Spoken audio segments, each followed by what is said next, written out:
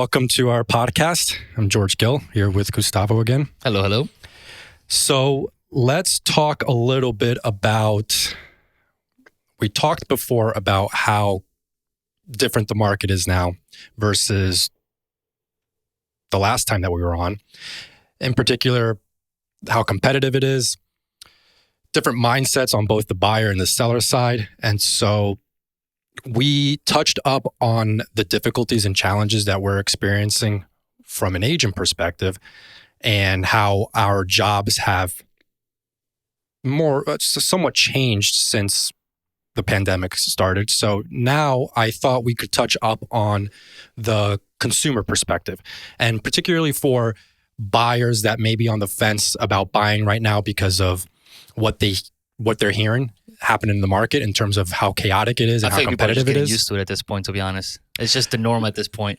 It probably is. And I think that, I think at least in the last year, I've seen people that are interested in actually buying, and for one reason or another, they haven't really jumped right into it. Right. And then by the time they actually are ready, they get a little bit discouraged because now a few months have gone by and the situation has become even more competitive and even more challenging. And so I think that from a buyer's perspective, not knowing whether now is the right time or what some of the pros and cons are of buying right now, or even from a seller's perspective, they might be feeling as though they're on the fence too, because they don't know what the ideal time is for them. So last time we spoke about our perspective as agents. So now why don't we talk a little bit about the perspective from a consumer standpoint, sure, and maybe offer some advice or suggestions as to those who are on the fence. So I feel like what's happening right now is we have the clash of the mindsets, right? Before, when this whole thing first started, it was all about the buyers having to make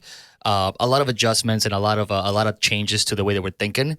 And then last week or whenever that airs, I'm sorry, we recorded about how the sellers are now the ones that need to kind of like get on check. We have to check them in a sense sometimes because they think that because it's a seller's market, they can do whatever they want. And it's starting to like not be like that anymore.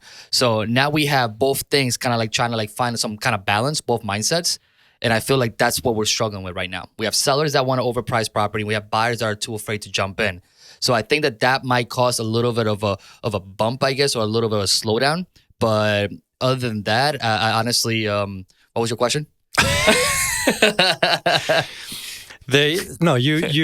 think that you're right, and you touched up on there being a little bit of a slowdown. I think that that's going to be inevitable. I think, in particular, because of the expected increase of supply that we're going to see next year, based on what economists and recent studies have shown that there's an increase month over month this year of the number of homes on the market.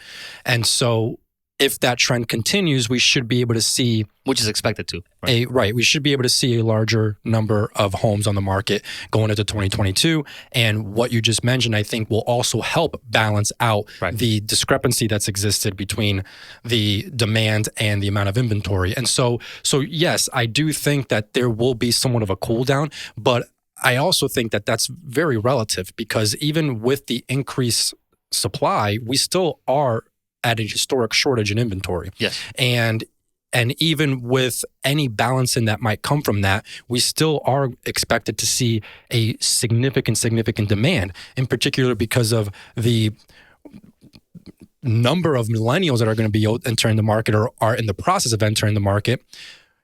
As long as interest rates stay relatively low, there is still going to be a very strong demand for new homes and for first-time home buyers entering the market. And so as long as there is a demand, regardless of what else happens, I do think that we can expect a continuation of what we've seen in the last 12 to 18 months.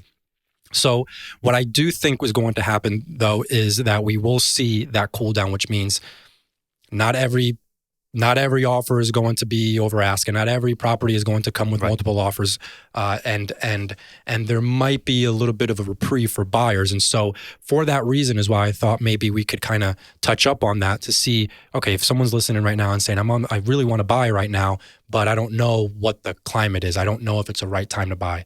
And so I thought maybe that's something that you could offer some 2 cents on. So there's a lot of ways to answer that question, right? I mean, it all depends on multiple things. First of all, renting may not be an option for everyone, right? In the sense that, yes, prices are up, yes, rates are low, yes, there's low inventory, but it's also true that rents have gone up. So you have to think about the opportunity cost of what does it actually mean to sign another lease for another year or two, in terms of what are you giving up in order to do so, right? In the next couple of years, rates should be like going back up. It's a known fact that if you purchase right now, even a slightly higher price with a lower rate, that loan actually ends up costing you a lot less than if you wait until the price drop and the rates increase. A lot of people don't see it that way. A lot of people don't even know that, but it is something that we've been putting out there. But also, there's real estate comes in cycles, right? Obviously, this whole cycle has been a little bit different due to COVID and everything that's happening, but real estate does come in cycles. If you're looking for a property and you're unsure as to where you're going to be in the next 2, 3, or 4 years, it might make sense for you to rent, regardless of what I just said before about the opportunity cost, right? Because the last thing we want is for our clients to purchase a property right now because we're telling them that it makes sense still, without knowing that in 3 to 4 years they're going to want to sell their property, and we don't know what part of the cycle we're going to be in. My fear about this whole thing is getting phone calls in 2 or 3 years about people wanting to sell and then being underwater, because we don't know how long it's going to last. Prices they're not going to crash overnight. We are aware of that based on different research that we read and stuff like that, but we don't know how long it's going to actually last. And I think another thing also is that's important for us to keep in mind, and for anyone in the market or thinking about getting into the market, is that, as you just said, all these situations are very subjective. I mean, there's no right or wrong answer. There's no black and white answer to this. It's okay to rent. I wanted to put that out there. Right. And so to that point, there are sellers right now that need to sell, and because of how competitive it is and because of how challenging it is to actually find a new home, because of the shortage of inventory, because of the number of people that are in the market to buy, they'll rent for a year. Sure. At least they've now secured their equity gains in the property, and they go and rent something that's comparable to what they were paying before. And so they're not necessarily out more money. Obviously, the payment is not going towards anything now, but they've actually secured their equity, and they're sitting on it for several months until they find their right home, or until the timing is right for them.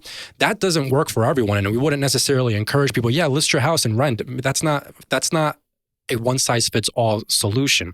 And on the flip side, if you're a buyer, I've been telling people this, that if you don't need to buy right now, then, or I should say, if you are a seller, we'll take a few minutes until he can get his thoughts in order, please. No, I have a lot of thoughts running through my mind, and so I'm they're all meshing together. But I was going to say that if you are a seller and you wanted to, and you were considering selling your property, it depends on what the reasoning is for that. Because if you're only selling your property just to cash out, and you have no need to move, or you have no desire to upgrade, there's no family changes, there's no change in occupation, you're not running out of size or anything, then it might not be the best decision for you to sell and get into the hysteria that is the market right now, because then you're going to have to contend with what we just talked about. Maybe you're not going to find a place to go in time. Maybe you're going to have to rent for a year. Maybe you're going to have to, uproot your family in the middle of an academic year or whatnot, and that might not be practical. And you're taking a risk because you don't know what it's going to be like next year. Sure. But on the flip side, if you actually are in the market to buy because your family is growing, or because you just got a new job, or because you're relocating, then I would not let the current market conditions discourage you, because it still is a good time to buy. You're going to have more challenges, unfortunately, but there still are ways around it. So I think that is something important to highlight in terms of what the challenges are and how subjective this is. It may not be a good time for everyone, but for the people that are in the market, it's not necessarily something to scare them away from actually making the moves that they should be making in order to buy or sell. Right. All right. So closing thoughts then, because I think we're out of time already. What Honestly, are closing just- thoughts? Honestly, I don't even know what the topic was, but listen, at the end of the day, there's no one size fits all answer. Everyone's different. What I would say is just sit down, think about it, talk to someone, talk to people that actually know what they're doing. Don't call us. That was a joke. I just want to make that clear. I'm gonna look at the cameras and just say that. Because it's not, once again, it's not a one size fits all thing, and it may not make sense for someone out there, but it will make sense for somebody else. So there's a lot of variables that come into play. Don't be scared of the market right now. It's just, it is what it is. We can help them. We can help guide them, and we can help figure out what makes the most sense, and just go from there. That's it. But don't be fearful. Sounds good. That's it. We're done.